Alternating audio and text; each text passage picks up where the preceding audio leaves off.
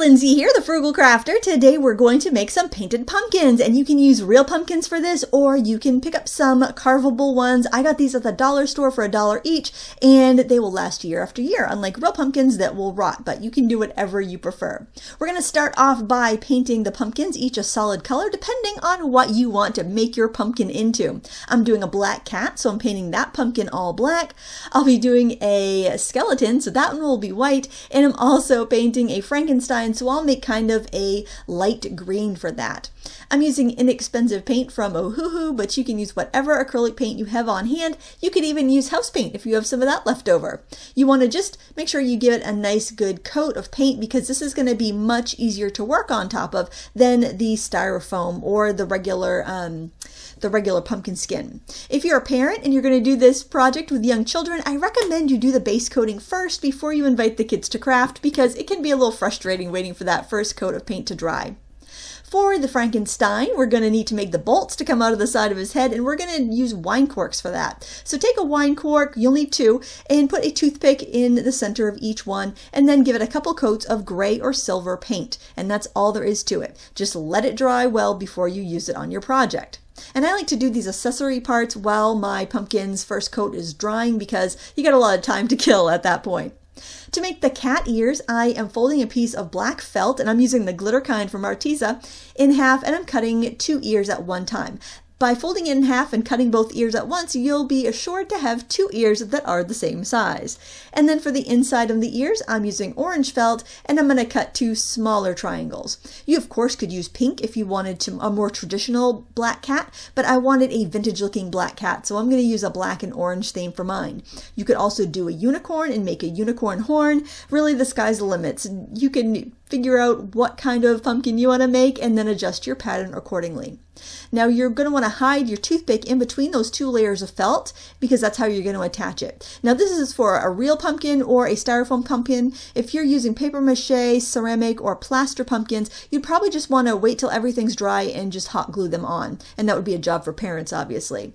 Now for the skeleton, or Jack Skeleton pumpkin from The Nightmare Before Christmas, we're going to use a black paint pen, or you can use black acrylic paint and a fine point brush, whatever is more comfortable for you. I like to get the nose on, then outline the eyeballs and get the eyebrows in, and then draw on that sinister smile. I thought that was so cute, and it's just a lot easier with a bullet point paint pen, but you certainly can do that with a brush.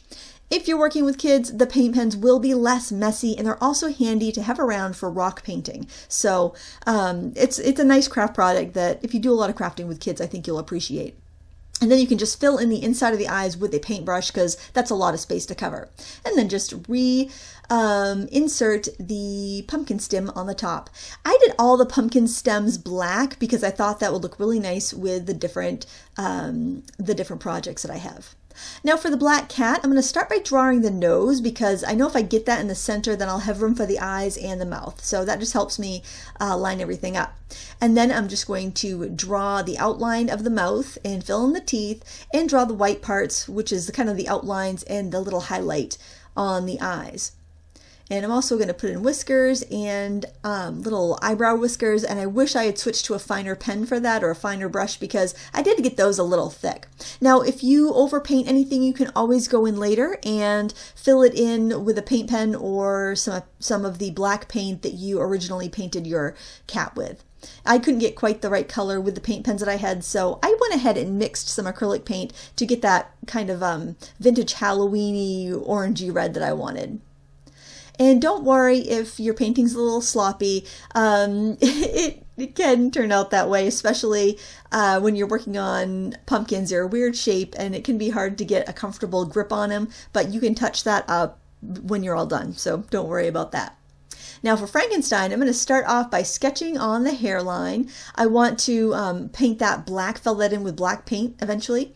And that just gives me the placement, or gives me room to put everything else. And for the eyes, I start off with a straight line across and put 2 half circles, and just put a curve for a nose and a squiggly line for a mouth. And then I just drew on some stitches to make him look, you know, pieced together like Frankenstein does, or Frankenstein's monster does.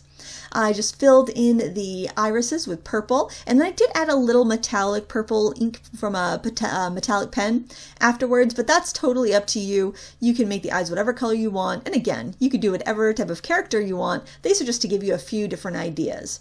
And of course, filling in all that hair is so much easier with a paintbrush versus trying to do that with a little pen. I decided he should have some pretty heavy eyebrows. I thought it would look kind of fun and cute. And then I filled in the whites of the eye with a white paint pen. I think it's neat to add little details, so I grabbed my paintbrush with a little bit of that red-orange that I had left over from the cat and just kind of put in some bloodshot eyes. I thought that was a nice touch, and it kind of makes him look undead or really tired.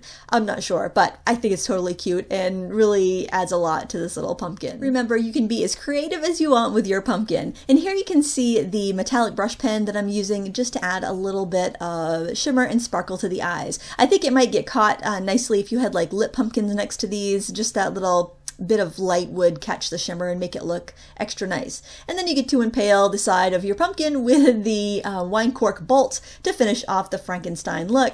And then I do like putting the stem back in because I think it makes it look like a painted pumpkin, because that's what we're going for here. Nice and fallish and Halloweeny and absolutely cute.